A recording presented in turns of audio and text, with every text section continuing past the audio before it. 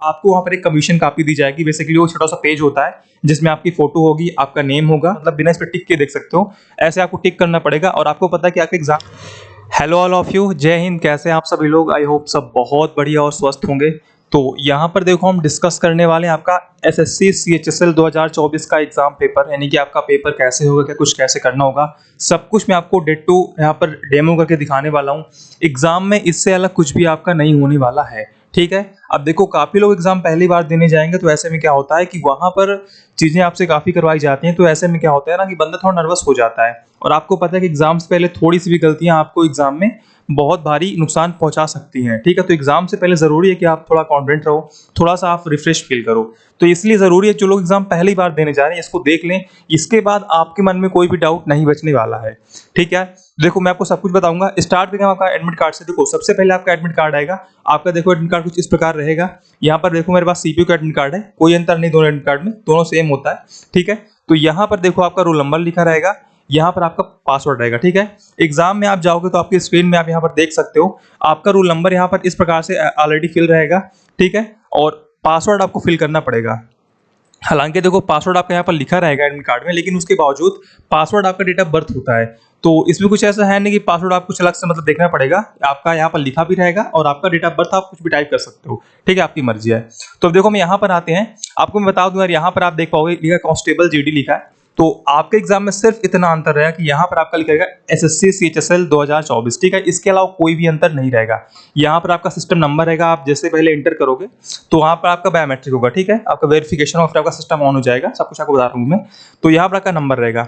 अब देखो सबसे पहले वहाँ पर स्टार्ट कैसे होगा, आप जाओगे अपना एडमिट कार्ड दिखाओगे, एडमिट कार्ड दिखाने के बाद आपका मतलब चेकिंग थोड़ा होगा, उसके बाद आपको बाहर से ही आपका एडमिट कार्ड फिर से वेरीफाई होगा और आपको वहाँ बताया कि आपका लैब नंबर कौन सा है, ठीक है। आपका एडमिट कार्ड पे जो क्यूआर कोड है उसको स्कैन करने के बाद आपको लैब नंबर अलॉट हो जाएगा और आपके एडमिट कार्ड पे लैब नंबर लिखा रहेगा। उसके बाद आप अपने लैब में जाओगे तो वहां पर फिर से आपका बायोमेट्रिक होगा और आपका थोड़ा वेरिफिकेशन होगा और आपके उसके बाद आपका जो सिस्टम नंबर है एक्टिवेट हो जाएगा, ठीक है। आपका सिस्टम नंबर एक्टिवेट होने के बाद वो आपको बताएं कि आपका जो कंप्यूटर नंबर है, सिस्टम नंबर कौन सा है और आपको वहीं पर जाना है। उसके बाद जैसे आप आओगे तो यहाँ पर आपका नेम लिखा, जैसे देखो इनका नाम जॉन स्मिथ है, तो यहाँ पर आपका नेम लिखा रहेगा, ठीक है। और यहाँ पर आपकी फोटो रहेगी और यहाँ पर आपका सिस्टम नंबर रहेगा। अगर आपका नेम फोटो मैच नहीं होता है तो आप तुरंत जाके बता सकते हो कि मेरा नेम फोटो मैच नहीं हो रहा है, वहां पर आपकी पूरी हेल्प की जाएगी। उसके बाद देखो यहाँ पर आपका रोल नंबर ऑलरेडी फिल हो जाएगा, क्योंकि मतलब वहां से आपका सिस्टम ऑन हो जाएगा। पासवर्ड आपको फिल करने को बोलेंगे, ठीक है। तो पासवर्ड आपको इस प्रकार आप यहाँ से फिल कर सकते हो। उसके अलावा आपका जो कीबोर्ड रहेगा वो भी एक्टिवेट रहता है, आप वहां से पासवर्ड फिल कर सकते हो, ठीक है। पासवर्ड फिल करने के बाद आपको लॉगिन कर देना है, ठीक है। आप जैसे साइन इन करोगे तो यहाँ पर देखो आपका अगला जो इंस्ट्रक्शन आपको ओपन हो जाएगा। यहाँ पर फिर से आपकी फोटो रहेगी, यहाँ पर आपका नेम लिखा रहेगा और आपके देखो ऐसे इंस्ट्रक्शंस रहेंगे, ठीक है। आपको देखो बता दे रहा हूँ कोई भी अंतर नहीं रहेगा, टिट्टू यही सेम होता है, बस यहाँ पर आपका लिखा रहेगा सीएचएसएल 2024, ठीक है। इसके अलावा कुछ भी अंतर नहीं रहता है।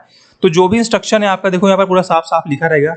यहाँ से आप जो इंस्ट्रक्शन की लैंग्वेज उसको आप हिंदी भी कर सकते हो, ठीक है, और आप इसको आराम से पढ़ सकते हो कि क्या कुछ कैसे रह सकता है, ठीक है। तो ये देखो आप इसको अच्छे से पढ़ लोगे, उसके बाद वहां से मतलब अनाउंस किया जाए कि मतलब अभी आप कुछ नहीं करना है। जब वहां से अनाउंस करेंगे तो आपको नेक्स्ट करना रहेगा, ठीक है। अनाउंस करने के बाद आपको नेक्स्ट करना रहेगा और फिर आपका देखो ऐसा ये वाला आपका इंटरफेस आ जाएगा, ये वाला आपका पेज ओपन हो जाएगा। फिर से यहाँ आपकी फोटो रहेगी, आपका नेम रहेगा और जो ये लैंग्वेज सारी इंस्ट्रक्शन की है, ठीक है, इसको आप हिंदी इंग्लिश कर सकते हो अपनी मर्जी के हिसाब से, अपनी सुविधा के हिसाब से। तो आपका जैसे जो एग्जाम होता है देखो उस सभी 25 क्वेश्चन आते हैं, पूरा आपके 100 क्वेश्चन रहते हैं, आपके पास टाइम 1 घंटे का रहता है। तो यहाँ पर आएगा फिर थोड़ा फिर से करेक्शन रहेगा, ये यहाँ पर हिंदी वाला नहीं रहेगा, ठीक है। मतलब आपका जो एग्जाम सीएचएसएल का उसमें आपका हिंदी नहीं आता, ठीक है। बाकी ये सब सेम ऐसे लिखा रहेगा, आपके 4 सब्जेक्ट हैं, ये सब्जेक्ट आएंगे और यहाँ पर 60 मिनट लिखा रहेगा, बाकी और कोई अंतर नहीं रहेगा। उसके बाद देखो सबसे इंपॉर्टेंट आपका ये है, जब आप बैठ जाओगे टाइम थोड़ा सा हो जाएगा तो आपको वहां पर एक कमीशन कॉपी दी जाएगी। बेसिकली वो छोटा सा पेज होता है जिसमें आपकी फोटो होगी, आपका नेम होगा और आपकी डिटेल्स थोड़ी बहुत होगी। तो वहां पर आपको ये जो मतलब लिखा हुआ है नीचे वाला ब्लू लाइन में, ठीक है, जो ये लिखा हुआ है, ठीक है, ब्लू में देखो लिखा हुआ है कि नीचे लिखे वाक्य को हिंदी अंग्रेजी में जो आयोग प्रति यानी कमीशन कॉपी के पीछे अपनी हस्तलिपि लिखें और अपने साइन करें, ठीक है। तो जो नीचे वाला है आप चाहे हिंदी में चाहे इंग्लिश में, ठीक है। दो में से एक में आपको इसे लिखना है और बहुत बना के नहीं लिखना है, जैसे आप हमेशा लिखते हो आपको वैसे ही लिखना है। बेसिकली होता है इसलिए कि बाई चांस अगर आपको डॉक्यूमेंट वेरिफिकेशन टाइम आपके में डाउट होता है, तो अगर वेरिफिकेशन करना पड़ा कि आप ही थे या नहीं थे, तो वो आपकी राइटिंग मैच करेंगे। तो इसलिए राइटिंग वहां पर वही लिखना हिंदी या इंग्लिश में जो आप हमेशा लिखते हो, ठीक है, ताकि आप दोबारा फिर से लिखो तो वो पहचान में आ सके। तो दो में से एक लैंग्वेज आपको लिखना है कॉपी, कमीशन कॉपी में, और आगे आपकी मदर का नेम लिखना होता है, फिर साइन करना होता है। बस ध्यान रखना कि जो कमीशन कापी है थोड़ा ध्यान से भरना, पहले एक बार अच्छे से रिलैक्स होकर पढ़ लेना, फिर भरना, ठीक है, उसे फिर फिल करना। हालांकि वहां पर काफी सारे सेंटर बताते भी कि आपको यहाँ पर क्या फिल करना है, लेकिन अगर नहीं बताते हैं फिर भी आप पढ़े लिखे हो, आराम से कमीशन कापी पढ़ना, कोई मतलब उसमें अलग नहीं, बस आपको अपना नेम, एड्रेस और साइन करने होते हैं और मदर का नेम लिखना होता है, और ये जो लिखा है इसको लिखना होता है, ठीक है। इसको लिखने के बाद एक टाइम बाद आपकी कमीशन कापी वहां पर सबमिट हो जाएगी, और उसके बाद आपको वो एक पेपर देंगे, बड़ा सा पेपर रहेगा, करीब आपके 2 पेज के बराबर रहेगा आपकी स्पाइरल नोट्स के हुए, ठीक है, करीब 2 पेज के बराबर रहता है। तो यानी कि आपको पूरे वहां पर 4 पेज मिल जाएंगे एक बार में, और आपको पेन मिलता है। हालांकि पेन जब आप बायोमेट्रिक कराओगे उसके बाद आपको सिग्नेचर करना होता है एक जगह पे, उस टाइम भी मिल जाता है, और कहीं की क्या होता है कि आपको पेन बैठने के बाद देते हैं, ठीक है। तो आपको पेन और पेपर सब वहां पर दिया जाएगा, आपको कुछ नहीं करना पड़ेगा। उसके बाद देखो यहाँ पर जो आपकी जो एग्जाम की लैंग्वेज है, यानी कि आपको एग्जाम किसमें देना है, हिंदी में या इंग्लिश में, वो आपको यहाँ सिलेक्ट कर लेना है, ठीक है। हालांकि अब जो एग्जाम आपका सीएचएसएल का है ये काफी लैंग्वेज में मतलब अवेलेबल है, जो काफी लैंग्वेज साउथ की उसमें भी अवेलेबल है, तो सारी लैंग्वेज यहाँ पर रहेगी। अब जैसे बाई चांस मुझको ये हिंदी में एग्जाम देना है, मुझे वहाँ एग्जाम का इंग्लिश में देना है, तो मैंने यहाँ सिलेक्ट कर लिया है। उसके बाद यहाँ पर देखो जो चेक बॉक्स इसको टिक कर देना, ठीक है। इसको टिक करने के बिना आप लॉगिन नहीं कर पाओगे, तो इसको टिक कर देना है चेक बॉक्स को, यानी कि मैंने जो सारे इंस्ट्रक्शन उसे पढ़ ली और समझ ली हैं, और जो कंप्यूटर मुझे दिया गया है हार्डवेयर है और मतलब माउस वगैरह सब कुछ बहुत अच्छे से काम कर रहा है, ठीक है। मैं डिक्लेयर कर रहा हूँ फिर जो भी चीजें हैं। उसके बाद वहां से आपको बोला जाएगा और आपके स्क्रीन पे खुद भी एक टाइमर आ जाएगा कि आपका जो एग्जाम है स्टार्ट हो चुका है, आप लॉग इन कर सकते हो। तो आप जैसे ही इस पर क्लिक करोगे I am ready to begin, आपका एग्जाम स्टार्ट हो जाएगा, ठीक है। बस ध्यान रखना कि यहाँ पर जो भी आप लैंग्वेज सेलेक्ट करोगे एग्जाम के बीच में अगर आपको चेंज करनी है तो आप कहीं भी चेंज कर सकते हो, ठीक है। ऐसा नहीं कि आपने बाई चांस यहाँ पर इंग्लिश कर लिया है तो आप एग्जाम में कहीं हिंदी नहीं कर पाओगे, ठीक है। जिस भी क्वेश्चन पे जो भी मर्जी आप कर सकते हो, बस इंग्लिश आपका केवल इंग्लिश में आएगा, बाकी 3 सब्जेक्ट है जीके, मैथ और रीजनिंग, वो आपका सभी लैंग्वेज में अवेलेबल होता है, ठीक, कहीं पर भी। जैसे मैंने आप टाइम मान लो हो गया है, मैंने लॉगिन कर दिया, ठीक है। अब जैसे ही आप लॉगिन करोगे, देखो मेरा थोड़ा सा नेट इश्यू इसलिए थोड़ा हो रहा है स्लो, बाकी एग्जाम में तुरंत स्टार्ट हो जाता है, ठीक है। तो जैसे ही आपका लॉगिन हो जाएगा आपका क्वेश्चन पेपर आपके सामने अवेलेबल हो जाएगा। अब ये देखो आपका जो एग्जाम पेपर ये कुछ इस प्रकार से आपके सामने आ जाएगा, ठीक है। ये देखो जो यहाँ पर हिंदी इंग्लिश दे रखा है, ये जेडी के हिसाब से दे रखा है, ये ऐसा नहीं होता है, वहाँ पे आपका इंग्लिश ही होता है, हिंदी वहाँ पे नहीं होता है, ठीक है। तो इसको थोड़ा आप ध्यान मत रखना। बाकी आपके एग्जाम में एक क्वेश्चन देखो 2 नंबर का होता है और नेगेटिव बाकी अगर देखो 0.5 की होती है। तो मैंने आपको पहले बताया कि मैंने जीडी का सैंपल लिया इसलिए ऐसा हो रहा है, बाकी कोई अंतर नहीं है, बस थोड़ा सा ये अंतर आपके यहाँ पर 90 मिनट होते हैं, वहाँ पे 60 मिनट होता है, कोई अंतर नहीं है, ठीक है। तो यहाँ पर देखो मेरा क्वेश्चन पेपर आ चुका है। सबसे पहले देखो यहाँ पर जनरल इंटेलिजेंस है, इसका देखो आपको जीके दे रखा है, और फिर मैथ दे रखा है, और फिर यहाँ पर देखो इंग्लिश दे रखा है, ठीक है। कोई जरूरी नहीं है आपकी कौन आप पहले क्या सॉल्व करते हो, आपकी जब मर्जी आप उसे सॉल्व कर सकते हो। बाई चांस आपको पहले जीके सॉल्व करना है, आप जीके पे आओगे, आप यहाँ पर सॉल्व करो, ठीक है। आपने इस पर टिक किया, आप सेव एंड नेक्स्ट करोगे, आपका अगला क्वेश्चन आ जाएगा, ठीक है। अब यहाँ पर देखो मान लो इसको आपको इंग्लिश में करनी है कि तमिलनाडु की प्रख्यात कौन सी शैली है, तो यहाँ पर देखो आप जाओगे, यहाँ पर आपने से लैंग्वेज चेंज कर दिया, आप देखो आपका पेपर इंग्लिश में आ गया है। ऐसे ही आप किसी भी क्वेश्चन में कहीं भी जाके आप उसकी लैंग्वेज चेंज कर सकते हो। यहाँ से आप इंस्ट्रक्शन देख सकते हो, यहाँ आपकी फोटो रहेगी, आपका नाम रहेगा, ठीक है। और उसके बाद मान लो आपने आंसर सिलेक्ट किया, फिर भी आपको मान लो इसमें डाउट है, ठीक है। तो यहाँ पर देखो एक ऑप्शन आपको होता है मार्क फॉर रिव्यू, मतलब इसमें क्या होता है कि आपने आंसर भी कर दिया, आपने इसे रिव्यू के लिए थोड़ा मतलब टिक कर दिया, ठीक है। बाई चांस अगर आगे आपको टाइम बचता है तो आप इसे दोबारा वेरीफाई कर लोगे। बेसिकली इसलिए होता है कि इस क्वेश्चन में आपको डाउट है, इसको आपके पास टाइम बचेगा तो आप इसको दोबारा रिव्यू करोगे, ठीक है। अब जिस क्वेश्चन में मान लो आपको डाउट है और वो क्वेश्चन आपको अभी नहीं टिक करना है, तो आप इस डायरेक्टली ऐसे कर सकते हो कि हाँ यार मतलब मुझे बाद में इसको भी देखना है, लेकिन ये क्वेश्चन मुझे अभी आंसर नहीं किया हूँ, ठीक है।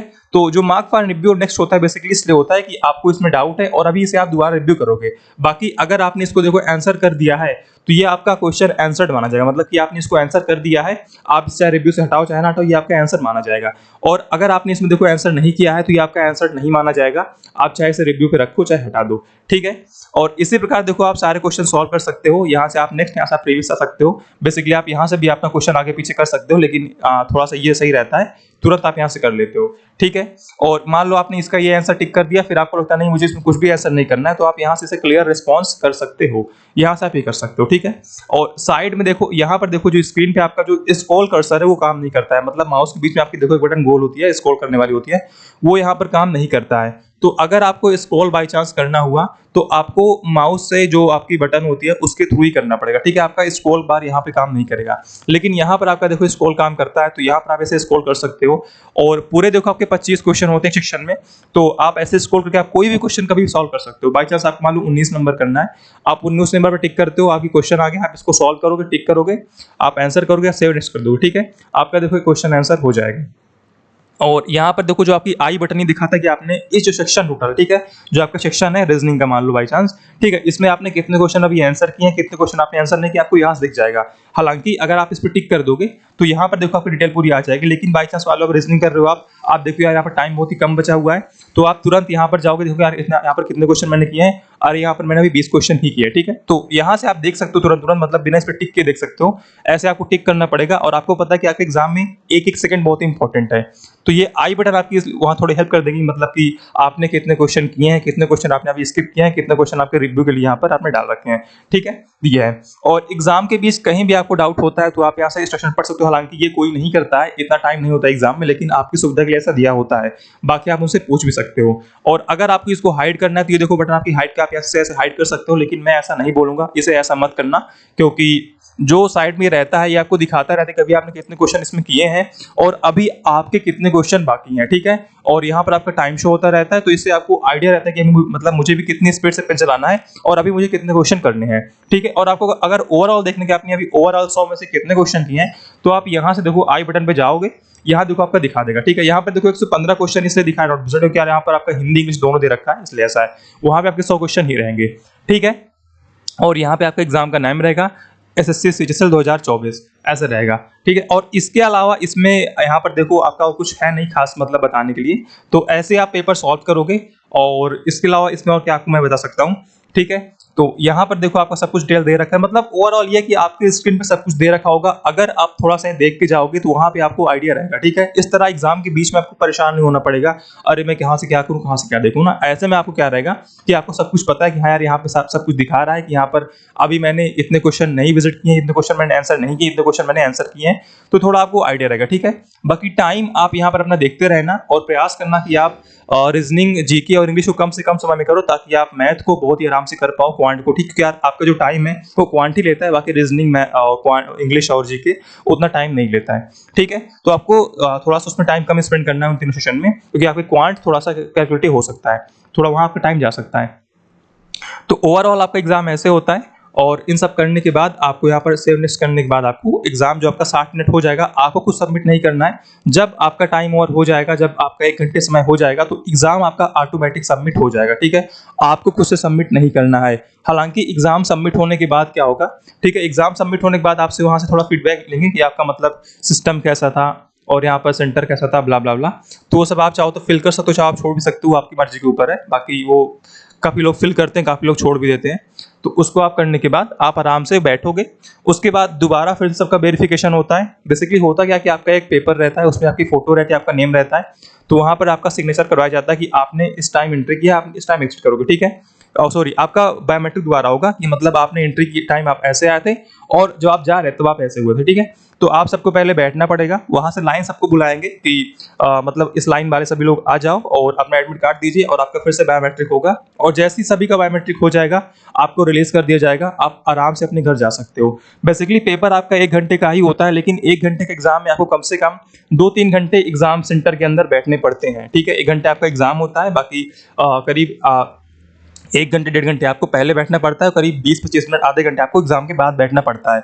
तो जो जिसका एग्जाम मान लो बाहर पड़ता है, ठीक है, और टिकट वगैरह करनी है, तो आप इस हिसाब से करना कि आपको एग्जाम के आधे घंटे बाद लगभग लग सकते हैं। ये देखो अप्रोक्स टाइम है, कोई एग्जैक्ट नहीं है, कि आपको लगभग आधे घंटे लग सकते हैं एग्जाम से बाहर निकलने में, ठीक है यार। तो देखो ओवरऑल आपका इंटरफेस एकदम ऐसा ही रहेगा। क्वेश्चन आपका देखो ऐसा आएगा, बस यहाँ पर जो आपकी स्क्रीन है, थोड़ा सा बैकग्राउंड में आपका रोल नंबर हर जगह लिखा रहेगा, तो वो थोड़ा सा आपको इरिटेट कर सकता है। यहाँ पे आपकी फोटो रहेगी, सब कुछ ऐसा रहेगा, ठीक है। और इसके अलावा इसमें कुछ बताने जैसा है नहीं, आपको बताऊं मैं।